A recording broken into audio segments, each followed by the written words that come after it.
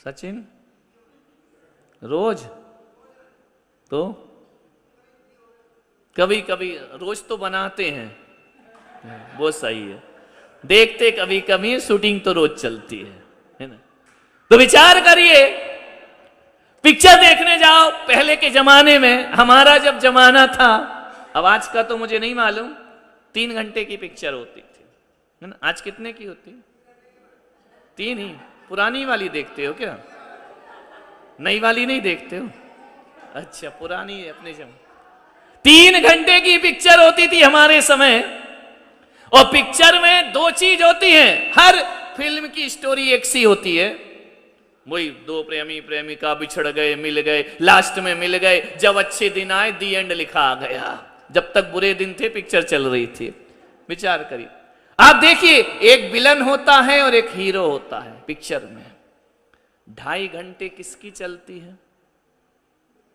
बोलो, खलनायक की चलती ना।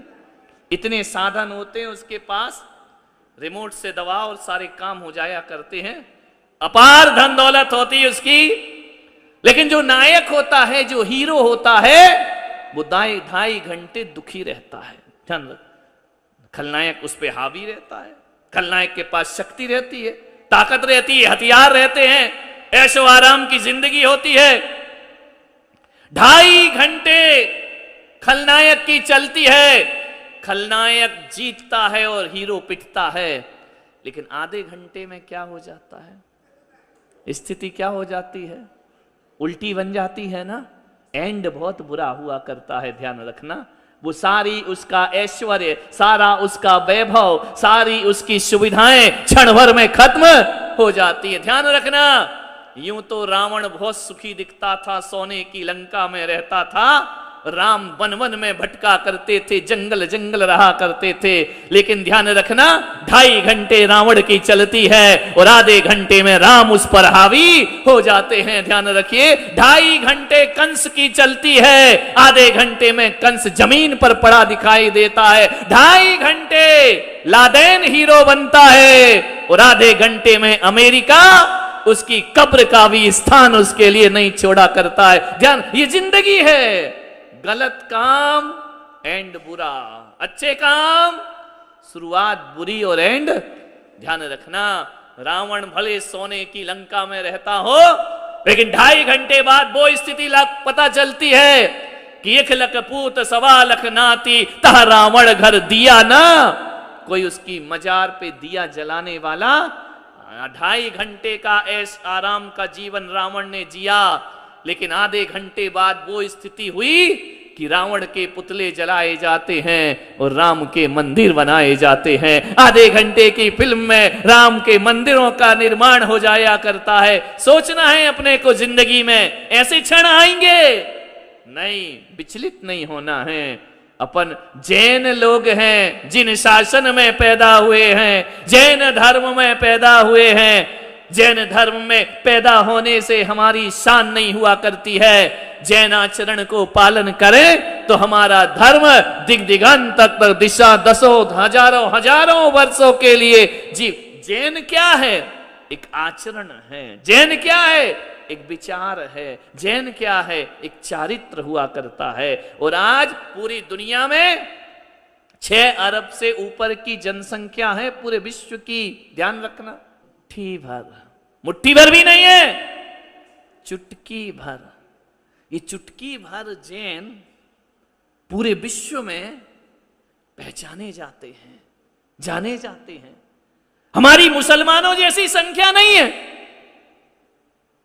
हमारी ईसाइयों जैसी जनसंख्या नहीं है।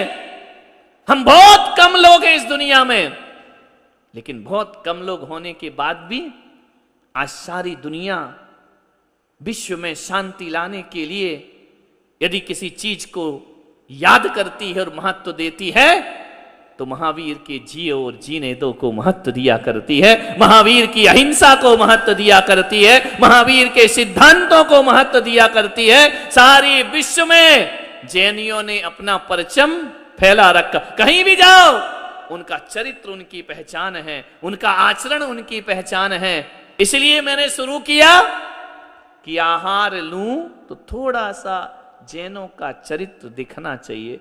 ये तो पहला चरित्र है कि हम रात्रि में भोजन नहीं करें, हम देव दर्शन करें, हम पानी छान करके पिएं। ये पहला कदम है। यदि ये तीन चीज हमारी समाज से गायब हो गई तो ध्यान रखना, दूसरों के द्वारा जैन धर्म का नाश नहीं होगा, जैनियों के द्वारा ही जैन धर्म का नाश। एक पहचान बना करके चलें अपनी जिंदगी में, पूजन से, भक्ति से। आज सारी दुनिया में हमारी पहचान है कि जैनी लोग सबसे ज्यादा दान दिया करते हैं। आज दुनिया में पहचान है, देश में जब भी प्राकृतिक आपदाएं आती हैं, सबसे ज्यादा सहयोग करने वाली कोई समाज है तो जैन समाज हुआ करती है। आज पूरे में सर्वे हुआ, पूरे भारत में सबसे ज्यादा कोई पढ़ी लिखी समाज है तो वह जैन समाज हुआ करती है। सबसे ज्यादा टैक्स देने वाली समाज है तो वह जैन समाज हुआ करती है।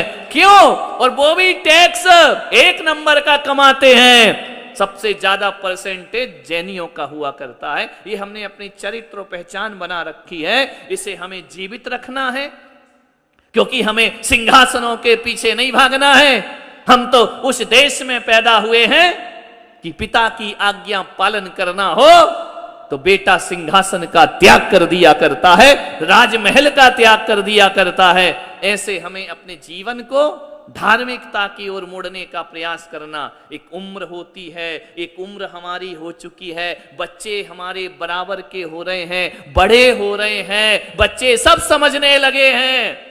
उस बीच भी यदि हमने अपना जैनाचरण अपने जीवन में नहीं लाए तो ना तो बच्चों का भविष्य बचेगा और ना हमारा बुढ़ापा बचने। उस चीज को जीवित रखिए, ये हमारी प्रेरणा रहती है। सतत पूजन, भक्ति, पाठ, आज इसके माध्यम से हम सामूहिक पुण्य का अर्जन कर रहे हैं। घर मंदिर में रोज पूजा करते हैं, वह सामूहिक पुण्य नहीं होता है। अपनी अपनी पूजा करते हैं और चले जाते हैं। जब कोई विधान होता है, अनुष्ठान होता है, सामूहिक पुण्य का बंध हुआ करता है, समूह रूप में पुण्य मिला करता है। सामूहिक पुण्य का मतलब क्या है? जब हम समूह में पुण्य कमाते हैं और जब कभी भवितव्यता जागृत होती है, कभी हमारा जीवन में कल्याण के रास्ते खुलते हैं, तो आप पढ़ते हो ना कि सम्मेद शिखर की स्टॉक से इतने इतने मुनियों को मोक्ष की प्राप्ति। वो कौन से लोग हैं?